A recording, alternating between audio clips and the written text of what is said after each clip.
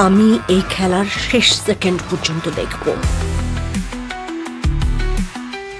বাংলাদেশের জনপ্রিয় অভিনেত্রী জয়া আহসান এখন শুধু দেশে নয়, আন্তর্জাতিক পর্দায়ও এক পরিচিত মুখ। টলিউডে তিনি একের পর এক সফল ছবি উপহার দিয়েছেন, পেয়েছেন পুরস্কার আর দর্শকদের ভালোবাসা। কিন্তু এবার আলোচনা এসেছে বলিউড সংযোগ। জানা গেছে ভারতের বিখ্যাত নির্মাতা করণ জোহর নিজেই জয়াকে তার জনপ্রিয় ছবি রকি और রানীকে প্রেম কাহিনীতে অভিনয়ের প্রস্তাব দিয়েছিলেন।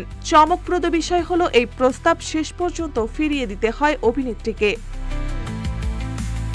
বাংলাদেশ থেকে উঠে যাওয়া টলিউডে জয়ার অবস্থান এখন যথেষ্ট শক্ত। অভিনয়ের দক্ষতা, পরিশ্রম আর নীরব ব্যক্তিত্বের কারণেই তিনি হয়ে উঠেছেন দুই বাংলারই প্রিয় মুখ। তবে বলিউডের সঙ্গে তার সম্পর্ক নতুন নয়। এক সাক্ষাৎকারে জয়া স্বীকার করেছেন, হ্যাঁ, প্রস্তাবটি পেয়েছিলাম, কিন্তু সেই চরিত্রটা শেষ পর্যন্ত করা হয়নি।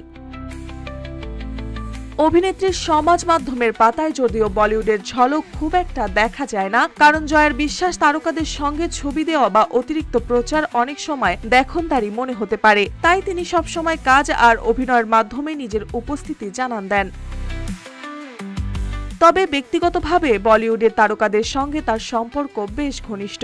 একবার বিশ্বকাপের ম্যাচে অমিতাভ ও অভিষেক বচ্চনের পাশে বসে খেলা দেখেছিলেন তিনি। সেখানে দেখা হয় ফারহান আক্তারের সঙ্গেও। শুধু তাই নয়, সালমান খানের বাড়িতেও আমন্ত্রণ পেয়েছিলেন জয়া আহসান। তিনি জানিয়েছেন, সালমানের বাবা কিংবদন্তি চিত্রনাট্যকার সেলিম খান তাকে খুব স্নেহ করেন। এমনকি বিদ্যা বালন তার একটি সিনেমা দেখে ফোন করে প্রশংসাও জানিয়েছিলেন।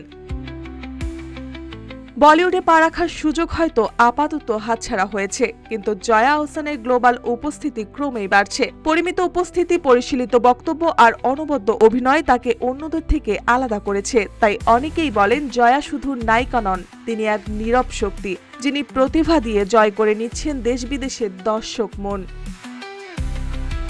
মার্জিয়া মৌ, রূপালী বাংলাদেশ।